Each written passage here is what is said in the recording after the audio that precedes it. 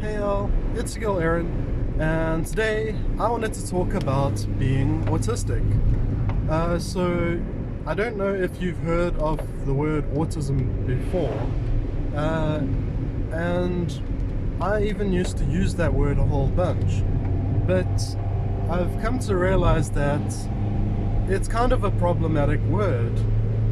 It's it doesn't have any definition that is non-problematic. Like, I mean, maybe if you have one, you can offer it to me, but I'd encourage you to listen to what I have to say before you do, because I might change your mind about it.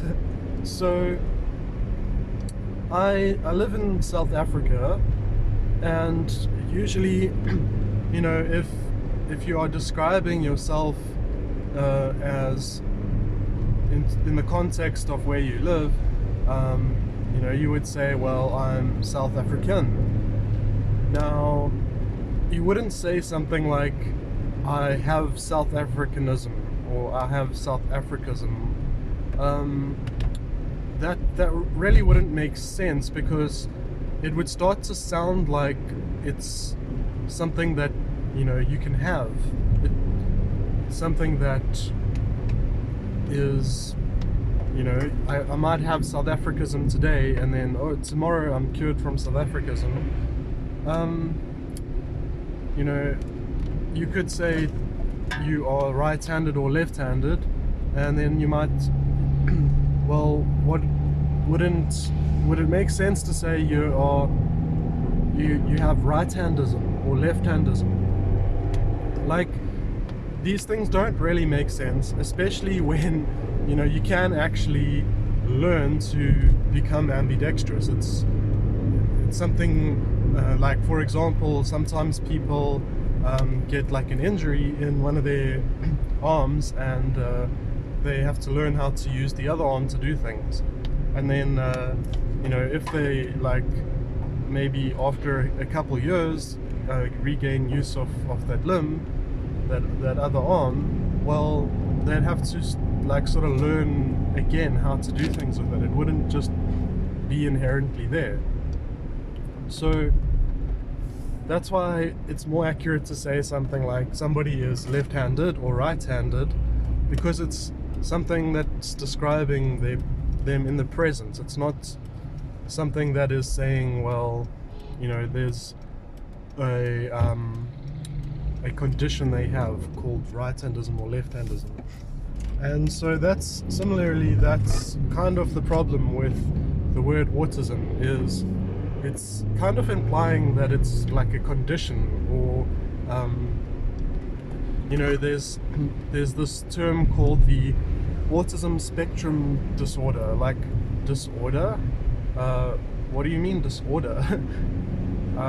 From what I understand, autistic people tend to prefer order to chaos. They like routine, they like structure, so it's extremely inaccurate to call it disorder.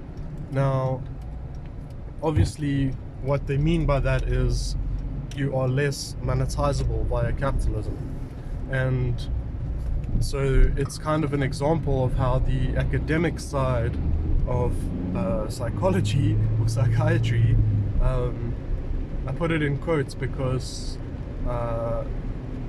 just because they study a lot of people who had bad ideas and then come up with their own new bad ideas, doesn't mean that they're actually practicing what it's meant to be. Which, like, if you say the definition of psychology is like the study of the human mind, well, that's not really what they're doing. They are comparing people to their productivity under capitalism, and that's why all the behavior that is making you a less compliant worker ends up being the stuff that's called disorderly, and all the stuff that like fits in with being a good worker is treated as though it's normal. So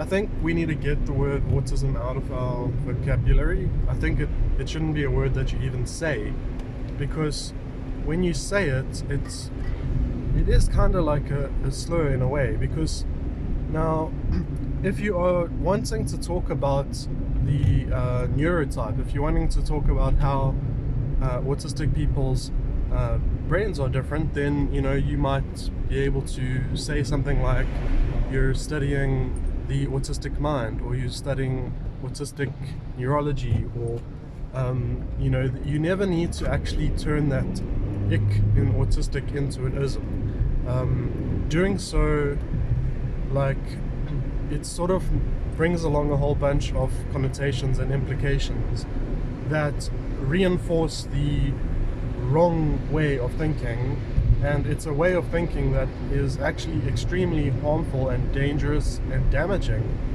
to autistic people, especially when they're children.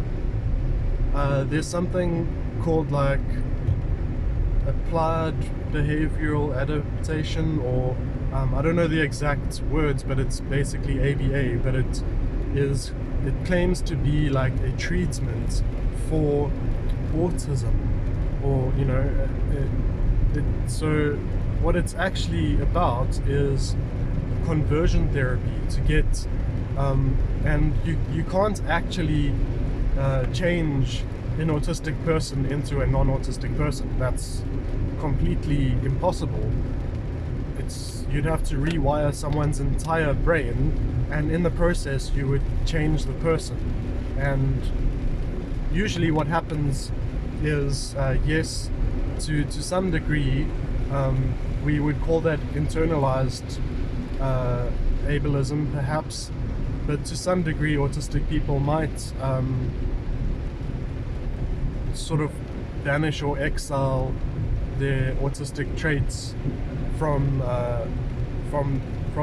themselves sort of permanently. Like, I guess to some degree that has happened to me, because I hardly ever like stim in a big way.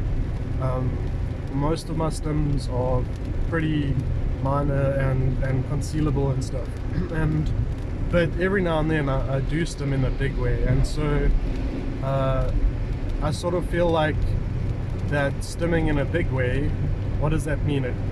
Things like jumping up and down, spinning, flapping your arms, pacing, maybe rocking, those types of movements that have almost like a whole body component to them. I feel like if I were to have been raised in a way that allowed me to be my unique self without trying to conform me to societal expectations, that I would still do those things, but now it doesn't feel like it's even a part of me anymore. But for the most part, I think that happens in a minority of cases and in a minority of behaviors, and maybe I will regain it someday. But I think the majority of the time people are perhaps doing it without thinking, perhaps doing it subconsciously, but it's like flexing a muscle. It's like something that requires effort to do, to act like they're not autistic when basically their brain is still wired to be autistic. So like, if they are going through sensory overload, their body might want to have like a fight or flight response, like they might want to like escape this, like get away, they might, but because they are sort of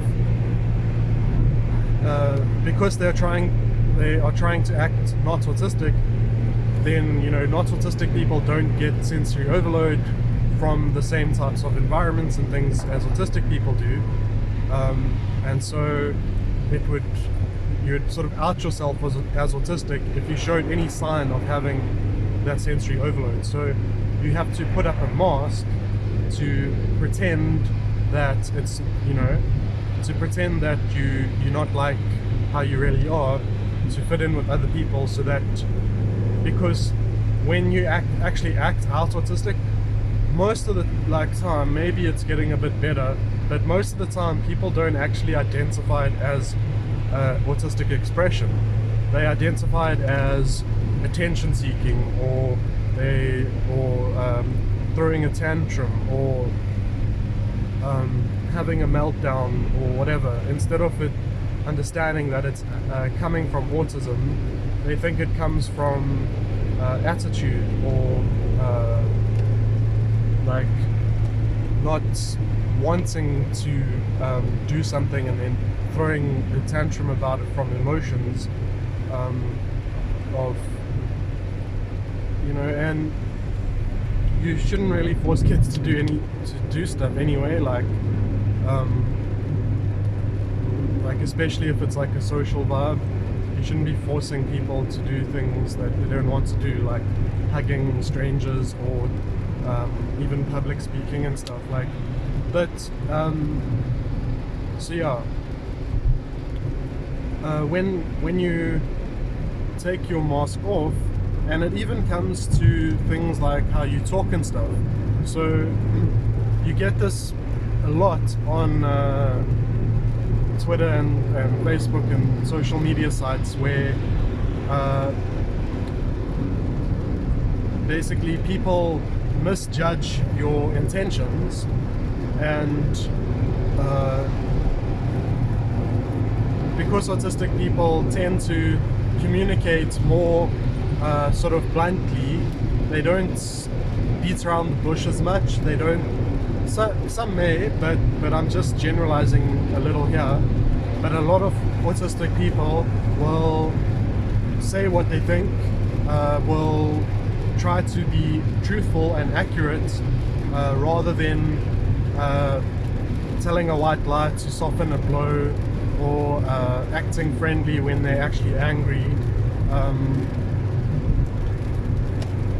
And so that's, you know, that's, if you're angry with someone because they were harming you, and you express that to them bluntly, they might be expecting everyone to treat them politely, and you know, to always be friendly. And if something is bugging them, to actually not say it's bugging me, but to hint that it's just like it's not going down well, or what, something like that. Like autistic people are often not very good at catching hints, and with sarcasm they often will need to understand the subject matter to catch the sarcasm. It's not just tone of voice or something that you can say, oh, they're clearly being sarcastic. You have to actually know what the reality being mocked is like. If somebody really likes living, and they like say something sarcastic like, I could die, I'm so happy, like, well, they don't say I'm so happy, because then you get it, they're like, I could die, oh my god, I'm dead. Like, you have to actually know that they don't have like a terminal illness, or that their life's in danger, to realize that it's sarcastic. That's an easy example, but anyway. Obviously not all autistic people are like that, but so I think, you know, people always say that what people really like to do, and especially people who aren't autistic, they love, it's like, I don't know, maybe they get a kick out of it, they love it so much, but they absolutely adore claiming that autistic people are hiding behind their autism. Like, you shouldn't be saying autism to start with, so it shouldn't be hiding behind their autisticness. Might be a better way to say it, but first of all, like, that's not, I don't think that's a thing. Like, maybe 1 or 2 autistic people on Earth have tried that, but most of us don't do that. Like, it's like I said, we don't tend to say things we don't mean. So we're not generally going to say something is hurting us because we're autistic and it's being inconsiderate to the needs of autistic people. We're generally not likely to say that if we don't mean it. We're not likely to say it just so that we don't have to address something. Now, it can happen, and when people get called out, they do tend to reach for things that later on they might realize was like not the best thing to do. And so let's talk about like racism, for example. So if somebody says to, let's say, like a white autistic person, well, they could say it to me and then I could reply, I guess, but someone could say to them that something that they've done is racist. Now, a lot of the time there's almost like this expectation that simply saying it's racist should automatically result in somebody changing their mind and behavior without there needing to be any comprehension or understanding of why it's racist. And there is a little bit of truth in that, where it's like if something someone does or says is like maybe they'll say like something like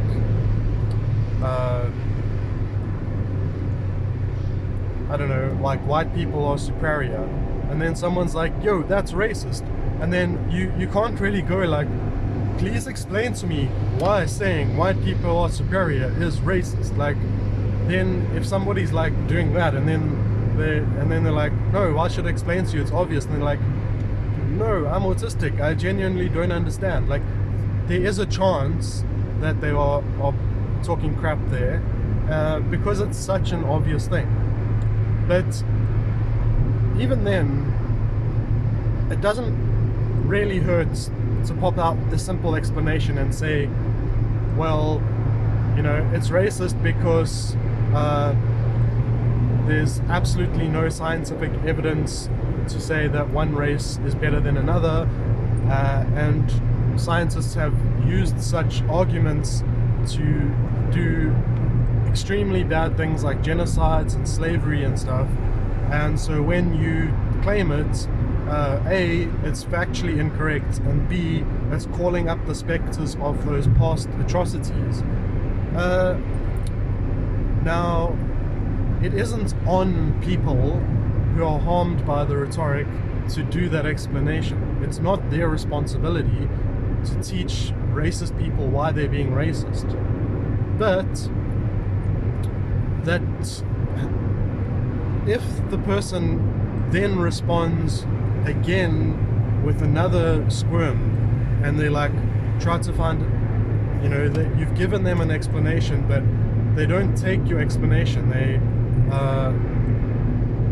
you know, assuming you actually like did explain it and didn't just say something like, you know, because I said so and I'm black, or a person of color and I said so. Like, that isn't explaining it. What I mean by explaining is that understand the logic, understand why it does harm. And while we definitely need to believe people when they tell us something is racist, if you expect someone to not do it again, you know, I think it's okay for them to understand why doing it is harmful. Now, this particular topic is quite another discussion altogether, but basically, like, I've been in like groups and stuff of where white people have gone and learnt a lot of the reasons for stuff being problematic.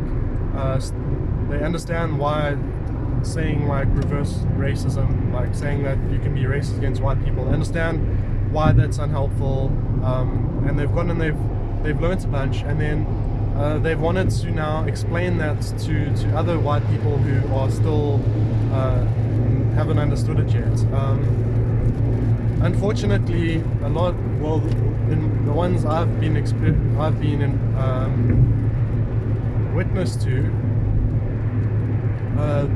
these things that where this tried to happen, there were people of color who basically got it shut down because they said it was a white savior mentality. So you're kind of in between a rock and a hard place, because you don't want to expect people of color to explain things, but at the same time, if white people are doing all the explaining, it does come across as if they are not wanting to take advice or take lead from people of color.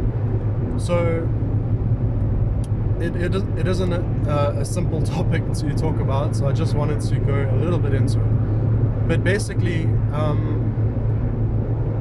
I use that example because, you know, I think it's good to talk about stuff that's actually happening around, and I have seen that kind of thing happening.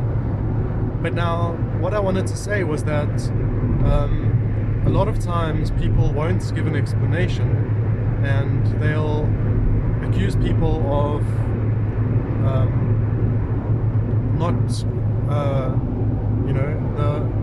they'll accuse them of not wanting to change because they are asking for an explanation. And so, like, this is a problem, because autistic people, it's not really optional.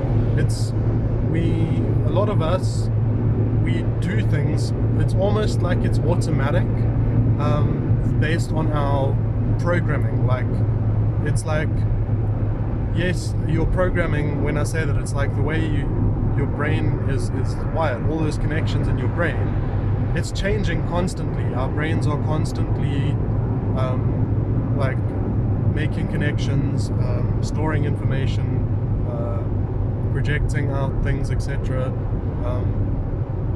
But like, basically, if you understand something incorrectly as an autistic person, then you're often going to be acting out in ways that so like, if you don't understand why reverse racism isn't real. So basically, white people have the most privilege, but it's not just like a sort of abstract, like attitude based, like, oh, everybody just treats white people better, like it's just a coincidence, or it's just how it happened. No, it's based on economic, so like, literally, white people in general are richer. They have more access to employment, education, they're more likely to get policies passed that favor them. Basically, it's a power thing, and that's why when you say racism exists, you're not just talking about people having prejudice against different races. You're talking about the way it's become hierarchical, and that there's like material things perpetuating that stratification, perpetuating the inequality. And so when you say someone's racist against someone who's white, you're actually probably talking about prejudice, because how is that person going to you know, redo the entire hierarchies to put white people no longer at the top? And as long as white people are at the top, they are the ones benefiting from that inequality, from that system. And if they are the ones benefiting, then they're not the victims of it. I'm giving you that explanation because I just don't want anyone watching this video who doesn't know to go away like still wondering why can't I say white people are are the victims of racism, and that's why. But now, if somebody doesn't understand it, they might go around saying that they are the victims of racism. They might say, you know, this person said like screw white people, and they were being racist. No, they might have been prejudiced, or maybe they were just saying it to provoke you because they're trying to dismantle the hierarchy.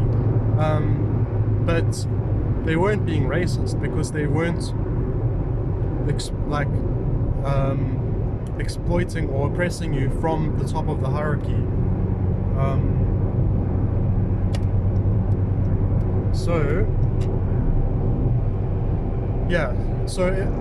Now if you were to explain to that person why it's wrong, now if they then continued to go around saying they were the victims of racism, you would know that it's coming from a disingenuous and ill intent, bad faith, because they do understand why it's wrong and then they choose to do it anyway.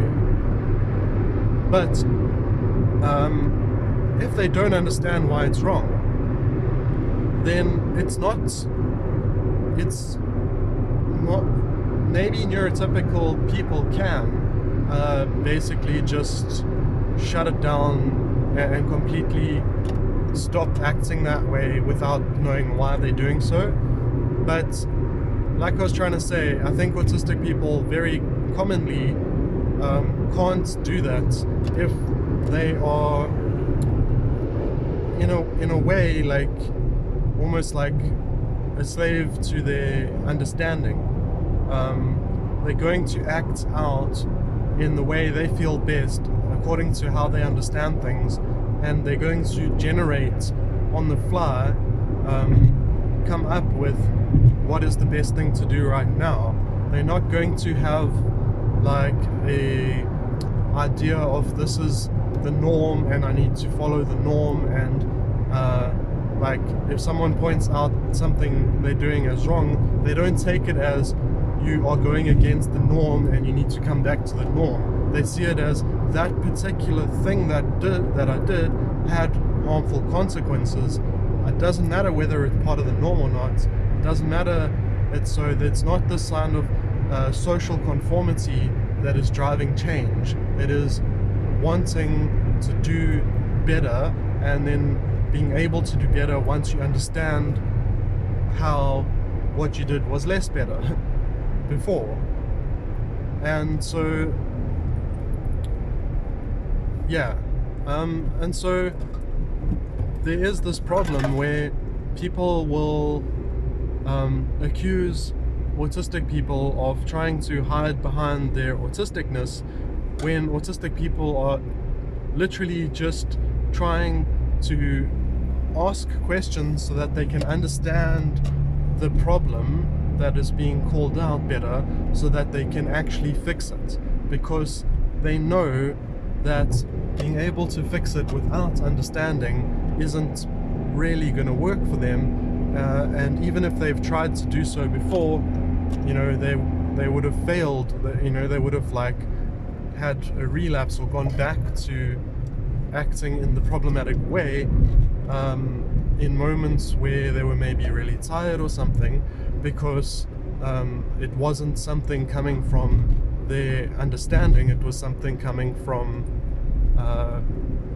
like this exterior expectation that takes up mental resources to keep in mind so that you can conform to, because conforming to those exterior expectations doesn't come naturally to autistic people. And I can't talk for non-autistic people, so maybe it doesn't come naturally to them either. But what I do know is that autistic people have other things like I mentioned, the sensory overload. They have other things that burn up a lot of their mental resources, that reduces the amount they have in total. And so maybe that's why things like external expectations don't make the cut often. Or you might find that an autistic person will try to conform to external expectations and they'll basically burn out, because it's more than they can cope with all the other difficulties.